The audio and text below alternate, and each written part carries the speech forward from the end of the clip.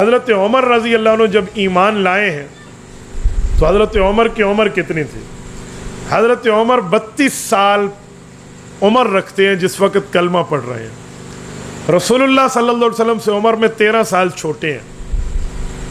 تو حضرت عمر رضی اللہ تعالی نے 32 سال میں ایمان قبول کیا ہے. اس سے پہلے حضرت عمر کہاں تھے؟ یاد رکھیں، جب اسلام کی ابتدا ہوئی ہے، اسلام کی ابتدا کے بعد جن لوگوں نے اول اسلام کو قبول کیا ہے ان کی تعداد بہت کم ہے. حضرت عمر رضی اللہ عنہ نبوت کے اعلان کے 6 سال ایمان لائے ہیں اور حضرت عمر رضی اللہ عنہ کے آنے پہ 40 کا ہنسا پورا ہو رہا ہے. تو اندازہ لگائیں کتنی کم تعداد میں لوگ آئے. حضرت عمر رضی اللہ عنہ ایمان لانے میں تاخیر کے اندر اس وجہ سے ہے کہ اسلام کے سخت ترین مخالفین میں ان کا نام شمار ہوتا تھا. اتنی سخت حالت کہ لوگ اسلام کے مقابلے میں یا ابو جہل پہ نظر رکھتے یا حضرت عمر پہ نظر رکھتے. یعنی اسلام کے لیے ان لوگوں نے آگے چلنا ہے، اسلام کا مقابلہ انہوں نے کرنا ہے. ایک دن حضرت عمر رضی اللہ تعالیٰ عنہ کے لیے اللہ کے رسول نے دعا مانگی ہے، اور یہ وہ دعا ہے جس نے کایا پلٹ کے رکھ دی. میں وہ دعا کے لفظ آپ کی خدمت میں رکھتا ہوں، آپ نے پڑھے بھی ہوں گے، لیکن جس انداز سے میں آپ کی خدمت میں یہ دعا لانے لگا ہوں نا، آپ ذرا ان الفاظ پہ غور کرنا کہ رسول اللہ صلی اللہ علیہ وسلم اس دعا میں رب کریم کی خدمت میں کہنا کیا چاہتے ہیں. یہ جامع ترمذی کتاب المناقب باب مناقب ابی حفص عمر کے تحت امام ابو عیسیٰ ترمذی رحمہ اللہ حضرت عبداللہ بن عمر کی روایت لائے ہیں کہ اللہ کے رسول نے ایک دن دعا میں یوں مانگا. یہ دعا اس وقت مانگی جا رہی تھی جب حضرت عمر کی اسلام کے مقابلے میں کاروائیاں عروج پر پہنچ چکی تھی. ان کاروائیوں میں 1-2 کاروائیوں کو میں عرض کروں اور پھر میں یہ دعا کے لفظ بتاتا ہوں. ان کاروائیوں میں ایک کاروائی تو یہ ہے کہ حضرت زنیرہ جو زخمی حالت تک پہنچی تھی، ان میں حضرت عمر فاروق کا ہاتھ ان پر اٹھا تھا. اسی طرح حضرت عمر رضی اللہ تعالیٰ عنہ کے خاندان میں ایک لبینہ ہے رضی اللہ عنہ، لبینہ العدویہ. یہ صحابیہ ہے لیکن باندھی ہے اپنے آقا کی. حضرت عمر اس کو اتنا مارا کرتے تھے کلمہ پڑھنے کی وجہ سے. روایات میں امام ابن القیم نے اور حافظ ابن کثیر نے لکھا ہے کہ حضرت عمر رضی اللہ تعالیٰ عنہ مارتے مارتے تھک جاتے اور پھر کہتے اچھا صبر کر لبینہ، مجھے تھوڑا دم لینے دے، پھر میں تمہیں تازہ دم ہو کے ماروں گا. یعنی آپ اندازہ لگائیں جوانی میں حضرت عمر کی طاقت، اور پھر یہ کہنا کہ میں دم لے لوں تو سامنے والے کا حشر کتنا ہو چکا ہوگا. لیکن اس کے باوجود بھی حضرت لبینہ کہتی عمر اللہ ہے، اللہ ختم نہیں ہوا. اس طرح کئی واقعات. حضرت رسول اللہ کے دعا کے لفظ سنیں. فرمایا اللہم اعز الاسلام باحب ہذین الرجلین. میرے مولا میں تمہیں 2 بندے پیش کر رہا ہوں، ان میں جو تمہیں پیارا لگے وہ مجھے اسلام کی عزت کے لیے دے دے. بے ابی جہل او بے عمر ابن الخطاب، یا عمر دے دے یا ابو جہل دے دے. لفظ بے احب ہذین الرجلین جو میں سمجھانا چاہتا ہوں کہ اللہ آج تک دعا میں لفظ لوگ کیا کہتے ہیں اللہ یا عمر دے دے یا ابو جہل دے دے. نہیں، اس میں ایک لفظ ہے اللہ اسلام کی عزت کے لیے میں 2 بندے پیش کر رہا ہوں، ان میں وہ 2 جو تجھے پسند ہے. یہ بڑا قابل غور لفظ ہے. یہ نہیں ہے کہ ان 2 میں دے دے. بے احب ہذین الرجلین الیک، اللہ جو تمہیں اچھا لگتا ہے وہ دے دے. یہ دعا رسول اللہ نے مانگی اور اللہ نے حضرت عمر دیا ہے، ابو جہل نہیں دیا. اس میں بھی بڑے سوال ہے کہ اللہ رب العزت سے حضور پاک نے تو ابو جہل کو بھی تو مانگا ہے نا. ابو جہل کے مانگنے کا انکار تو نہیں کیا جا سکتا. ابو جہل نہیں ملا، عمر ملا ہے. وجہ کیا ہے؟ وجہ انتخاب کیا ہے؟ Reason of selection. ان کو کیوں منتخب کیا گیا؟ اس کی کئی وجہ ہیں. حدیث میں نہیں ہے، ہمارے علماء سیرت نے لکھی ہے، اپنے اپنے دلائل کی بنیاد پہ لکھی ہے. وہ کہتے ہیں ایک وجہ یہ ہے کہ حضرت عمر رضی اللہ تعالیٰ عنہ ضدی نہیں تھے. سب مخالفت کی باتیں حضرت عمر میں تھیں لیکن دلیل کے سامنے ضد نہیں کرتے. ابو جہل اکڑ جایا کرتا تھا، ابو جہل میں تکبر تھا، انانیت تھی، ابو جہل میں ضد تھا، تعصب تھا.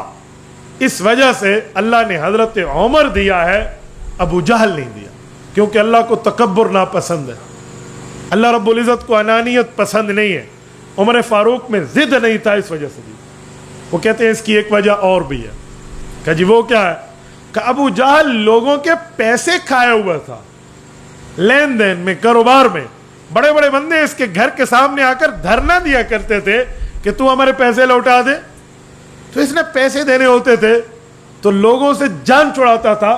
عمر فاروق اپنا حساب کتاب کلیئر رکھتے تھے، ان میں یہ کام نہیں تھا کسی سے ادھار لیا تو دے دیا، کسی سے معاملہ کیا تو اسے کلیئر کیا، کسی کے پیسے کھائے نہیں۔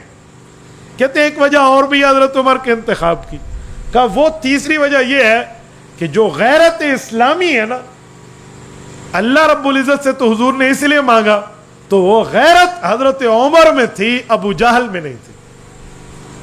غیرت کے معاملات میں ابو جہل بالکل پرلے درجے کا بندہ تھا، اور عمر فاروق میں غیرت تھی۔ اس دلیل کی ایک حدیث ہے، وہ یہ ہے کہ جب معراج کی رات رسول اللہ صلی اللہ علیہ وسلم جنت کا وزٹ فرما رہے تھے اور جنت کا دورہ کرتے ہوئے ایک دلکش محل کو حضور پاک نے دیکھا، تو حضرت جبرائیل سے پوچھا کہ یہ پیارا محل کس کا ہے؟ رسالت مآب علیہ السلام فرماتے ہیں میرے دل میں آیا جبرائیل کہے گا یہ آپ کا ہے، لیکن جواب یہ نہیں آیا، جواب رسول اللہ کی توقع کے برخلاف آیا کہ یا رسول اللہ یہ محل آپ کے صحابی حضرت عمر کا ہے۔ حضرت رسول اللہ صلی اللہ علیہ وسلم اچھا جی ہاں بہت خوبصورت محل ہے، فرمایا جی ہاں، اس میں حضرت عمر کی وہ بیوی جو حور ہے نا، وہ یہاں آرام فرمائے جس کا نکاح عمر سے کیا جائے گا، اور یہ وہ گھر ہے۔ حضور پاک علیہ السلام واپس تشریف لائے تو حضرت عمر کو یہ واقعہ سنا کہ میں نے ایسے ایسے آپ کے گھر کو باہر سے دیکھا، جی چاہتا تھا اندر چلا جاؤں لیکن نہیں گیا۔ آپ علیہ السلام رکے اور حضرت عمر نے پوچھا یا رسول اللہ کیوں نہیں گئے؟ فرمایا عمر مجھے تیری غیرت یاد آ گئی۔ نہیں سمجھے وہ جو میں بتانا چاہوں، تجھے غیرت یاد آ گئی۔ حضرت عمر نے عرض کیا رسول اللہ آپ پر کیا غیرت کی بات ہے، لیکن اس حدیث سے ایک بات سمجھ آتی ہے کہ عمر باغیرت آدمی ہے، بے غیرت نہیں ہے ابو جہل کی طرح۔ تو حضرت عمر کا اللہ نے انتخاب کیا، ابو جہل کا نہیں کیا، کیونکہ اس میں غیرت موجود تھی۔ اور تیسری وجہ اور بھی ہے، چوتھی وجہ اور یہ ہے کہ سورت فتح کی آخری آیت میں رب کریم نے رسول اللہ کے صحابہ کے لیے یہ لفظ فرمایا ذالک مثلہم فی التوراۃ و مثلہم فی الانجیل۔ حضور پاک اور حضور کے صحابہ کی مثالیں اللہ نے صرف قرآن میں بیان نہیں کی، بلکہ اس سے پہلے تورات میں اور انجیل میں بھی رب کریم نے بیان فرما دی۔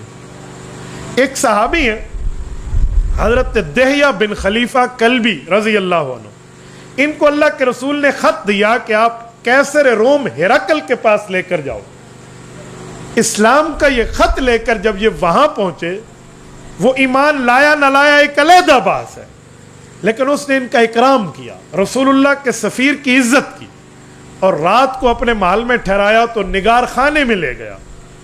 نگار خانے میں پہنچا کے اس صحابی کو کہتے ہیں بتاؤ یہ تصویروں والوں کو جانتے ہو؟ یہ صحیح بخاری کی باب کیف کان بدء الوحی کی شرح پڑھ رہا ہوں۔ پھر نے کہا یہ تینوں تصویریں میں جانتا ہوں جو اس نے ہاتھ سے بنائی تھی، مورتیاں۔ تو نے کہا کون ہے؟ تو حضرت دہیہ بن خلیفہ کہنے لگے یہ رسول اللہ صلی اللہ علیہ وسلم کی شبیہ ہے، اور یہ حضرت ابو بکر کی اور یہ حضرت عمر کی، لیکن تم ہرقل روم میں بیٹھ کے عرب آج تک آئے نہیں، ان تینوں کو کیسے جانتے ہو؟